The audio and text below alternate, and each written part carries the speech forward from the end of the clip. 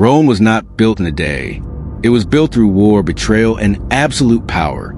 From a forgotten village to the greatest empire in human history, this is a story of how Rome ruled the world and how it destroyed itself.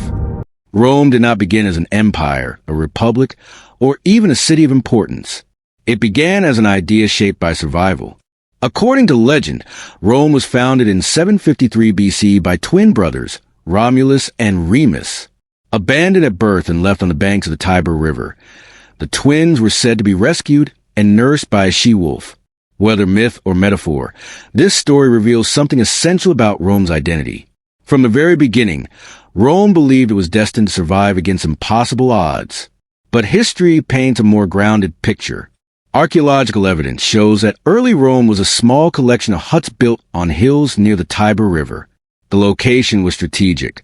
The river provided water, trade access, and natural defense, while the surrounding hills offered protection from floods and enemies. Rome did not rise because it was powerful. It rose because it was positioned perfectly. In its earliest phase, Rome was ruled by kings.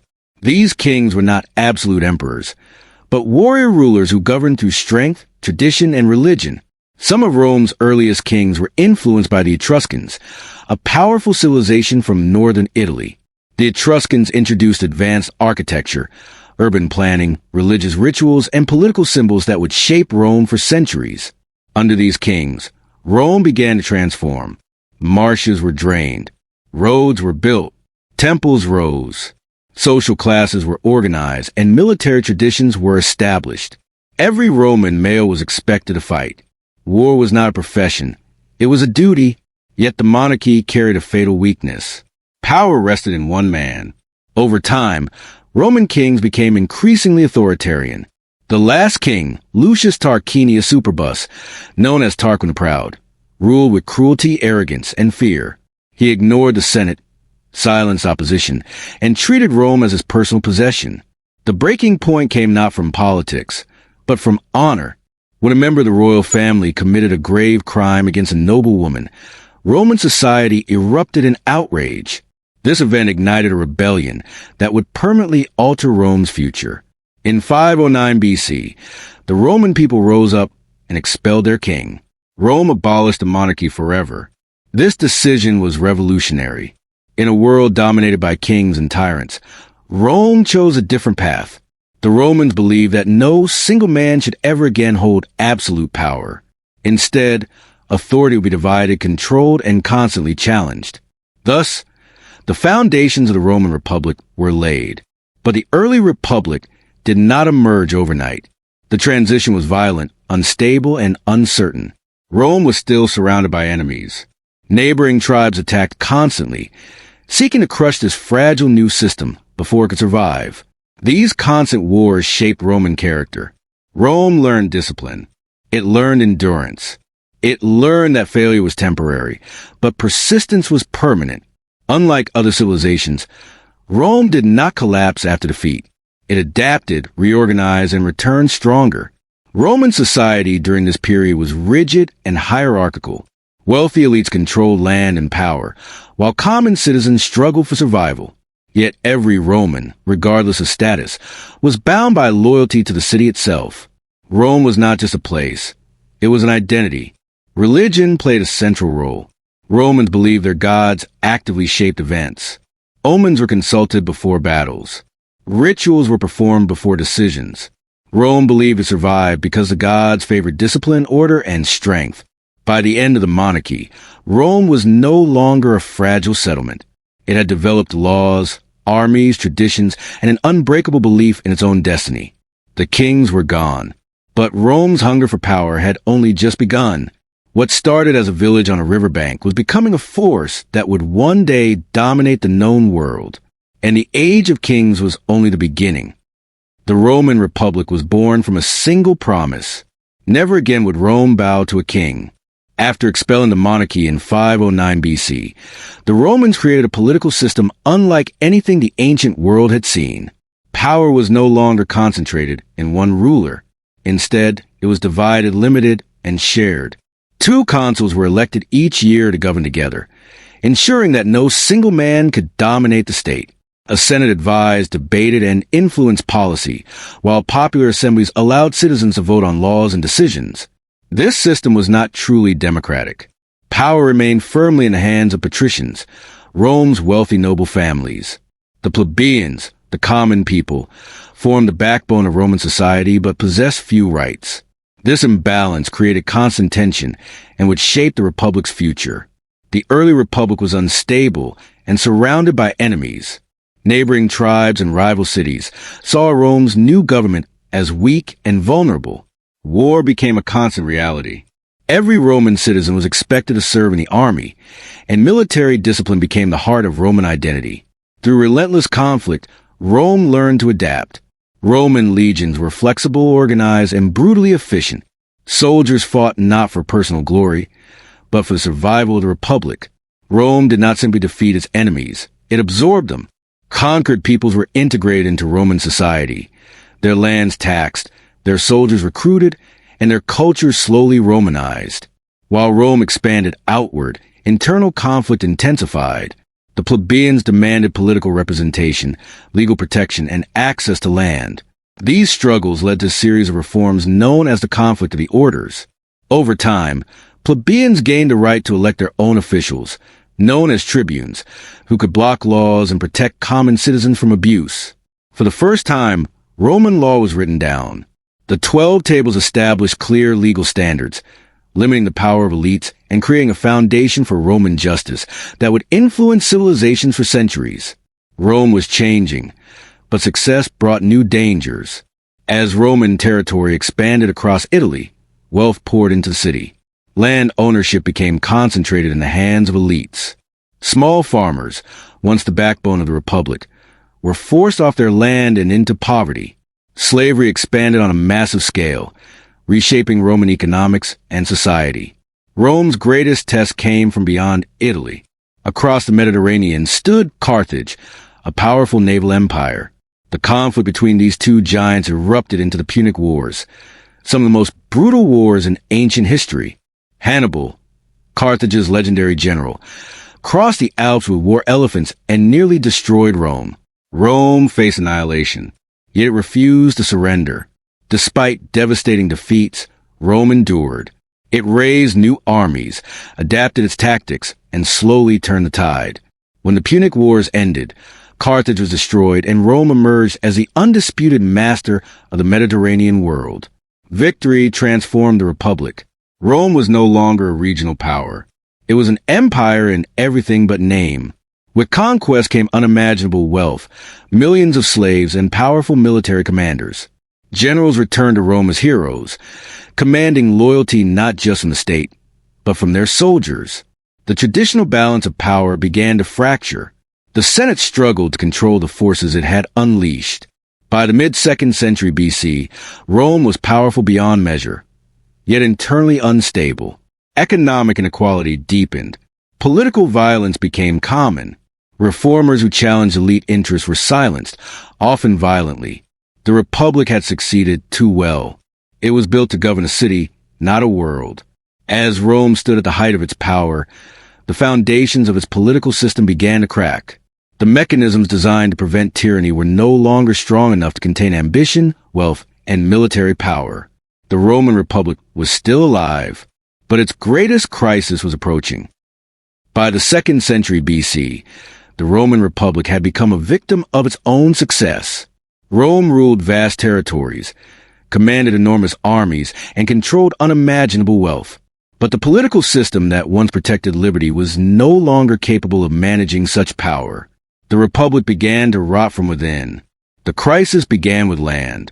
Small Roman farmers, who had once formed the backbone of the Republic and its armies, were disappearing. Years of war kept them away from their land, while wealthy elites bought up farms and replaced free citizens with slave labor. The city of Rome filled with unemployed citizens, angry, poor, and politically volatile. Into this chaos stepped the Gracchi brothers. Tiberius and Gaius Gracchus attempted land reforms to restore farms to Roman citizens. Their proposals threatened the power of the Senate and elite families. The response was brutal. Both brothers were murdered by political mobs, sanctioned by those meant to protect the Republic. For the first time, political violence became a tool of governance. Rome had crossed the line. Soon after, military loyalty shifted from the state to individual generals. Soldiers depended on their commanders for land, wealth, and survival. Ambition replaced duty. Gaius Marius, a brilliant general, reformed the Roman army by recruiting landless citizens. While this strengthened Rome militarily, it weakened the republic politically. Armies now followed men, not laws. Then came Lucius Cornelius Sulla. Sulla marched his army on Rome itself, an unthinkable act. He seized power, executed enemies, and ruled as dictator. Though he eventually resigned, the precedent was set. Roman politics would never recover. Civil wars became inevitable. Into this unstable world was born Julius Caesar. Charismatic, intelligent, and ruthless, Caesar rose through politics and military command. His conquest of Gaul made him a hero to the people and a threat to the Senate. When ordered to disband his army, Caesar made a decision that would end the republic. He crossed the Rubicon River. Civil war erupted. Caesar defeated all opposition and became dictator of Rome. Though he claimed to restore order, his power was absolute. Senators feared he would crown himself king, the one title Rome despised above all others. In 44 BC, Julius Caesar was assassinated on the Senate floor.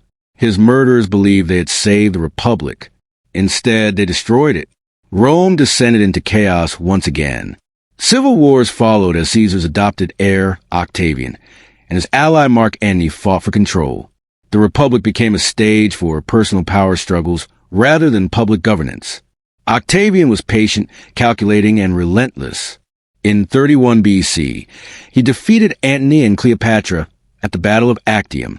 Rome stood under one ruler once more, but this time, the transformation was subtle. In 27 BC, Octavian addressed the Senate and claimed to restore the Republic. The Senate, exhausted and powerless, granted him supreme authority. He took a new name, Augustus. The Republic was officially over. It had not fallen in a single moment. It had been dismantled slowly by ambition, inequality, and endless war. The system built to protect liberty could not survive unchecked power. Rome had traded freedom for stability. The age of emperors had begun. The Roman Empire was not announced with trumpets or crowns. It began quietly. In 27 BC, Octavian stood before the Roman Senate and claimed he was restoring the Republic. In reality, he had already secured total control. The Senate granted him extraordinary powers, and he took a new name, Augustus.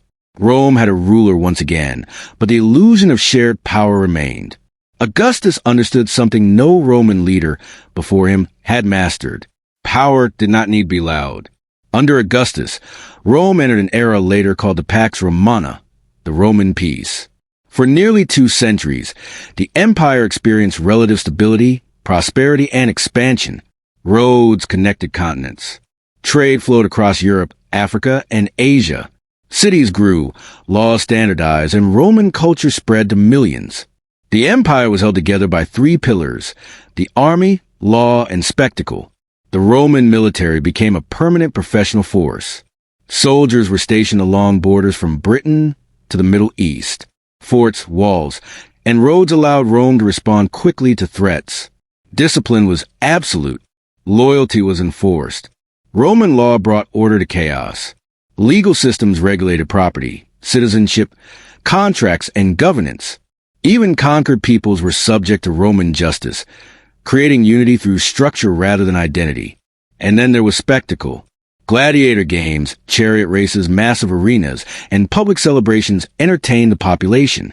Bread and circuses kept the masses distracted, loyal, and controlled. Rome ruled not only through fear, but through fascination. After Augustus, the empire was ruled by a succession of emperors, some wise, others disastrous. Tiberius ruled with paranoia. Caligula descended into madness and cruelty. Claudius governed unexpectedly well. Nero ruled through vanity and terror, and when Rome burned, rumors blamed him. Yet the empire endured. Strong emperors followed. Under Trajan, Rome reached its greatest territorial extent. The empire stretched from the misty hills of Britain to the deserts of Arabia. Trade networks linked the Roman world to India and China. Wealth flooded the cities. Hadrian shifted focus from expansion to defense, strengthening borders and consolidating power. Marcus Aurelius, the philosopher emperor, ruled during times of plague and war, struggling to preserve stability as pressure mounted. Despite its strength, the empire carried hidden weaknesses. Maintaining vast borders required enormous resources. Taxes increased. Corruption spread. Political power remained dangerously centralized. Succession was uncertain, often determined by violence rather than law. By the late 2nd century AD, Rome's stability began to fracture. Civil wars returned. Emperors rose and fell rapidly. Military commanders proclaimed themselves rulers, plunging the empire into chaos. Loyalty shifted constantly, and authority weakened. The economy suffered. Inflation spiraled as coinage was debased. Trade declined. Cities shrank. The once smooth machinery of empire began to grind under its own weight. Meanwhile, pressure from outside increased. Germanic tribes pushed against Roman frontiers. In the east, the Persian Empire challenged Roman dominance. Rome was no longer expanding. It was defending. By the 3rd century AD, the Roman Empire entered a period known as the crisis of the 3rd century. In less than 50 years, dozens of emperors ruled, most dying violently. Civil war, invasion, plague, and economic collapse struck simultaneously. The empire did not fall, but it bent. Rome was still powerful, still feared, still vast, yet deeply unstable. The systems that once guaranteed order were failing. The illusion of eternal dominance was fading. By 284 AD, the empire stood at a crossroads. It would either collapse completely or transform itself to survive. The Roman Empire had reached the end of its golden age. What followed would decide the fate of Rome forever. Rome fell beneath the weight of its own power, not in a single battle, but through ambition, corruption, and endless war. Its armies disappeared. Its emperors were forgotten. Its empire collapsed into history. But Rome did not vanish. Its laws shaped nations. Its ideas shaped power. Its mistakes became warnings written into time. Rome is gone, but its legacy still decides our future.